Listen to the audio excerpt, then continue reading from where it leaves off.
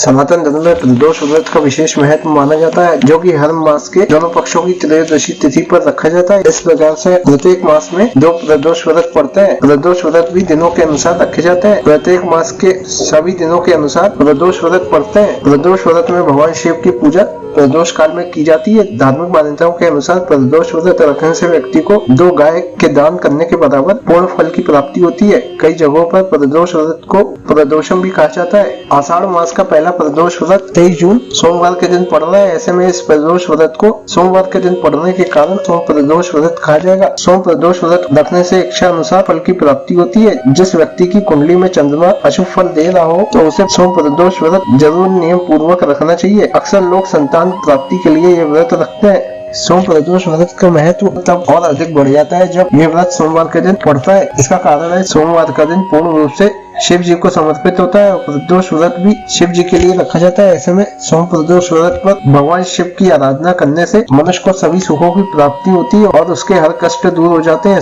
सोम प्रदोष व्रत की कथा के अनुसार एक नगर में एक ब्राह्मणी रहती थी। उसके पति का स्वर्गवास हो गया था। उसका घर बार कुछ नहीं बचा था, इसलिए सुबह से अपने पुत्र के साथ भीख मांगने निकल पड़ती थी। इस तरह से ही वह स्वयं पुत्र का पेट पालती थी। एक दिन घर आते समय ब्राह्मणी को एक बालक घायल अवस्था में मिला। ब्राह्मणी उसे अपने घर ले आई। ब्राह्मणी को प्राप्त हुआ लड़का विदर्भ का राजकुमार था। शत्रु सैनिकों ने उसके राज्य पर आक्रमण कर दिया था और उसके पिता को बंदी बनाकर उसके राज्य पर अधिकार कर लिया था, इसलिए वह मारा मारा फिर रहा था। राजकुमार ब्राह्मण पुत्र के साथ ब्राह्मणी के घर रहने लगा। एक दिन अंशुमती नामक सुंदर कन्या ने राजकुमार को देखा और उस पर मोहित हो गई। अगले दिन वह अपने माता पिता को राजकुमार से मिलाने लाई थी। कुछ दिनों के पश्चात अंशुमती के माता पिता को भोलेनाथ ने स्वप्न में आदेश दिया कि राजकुमार और अंशुमती का विवाह कर दिया जाए और उन्होंने वैसे ही किया। वह विधवा ब्राह्मणी प्रदोष व्रत करती थी।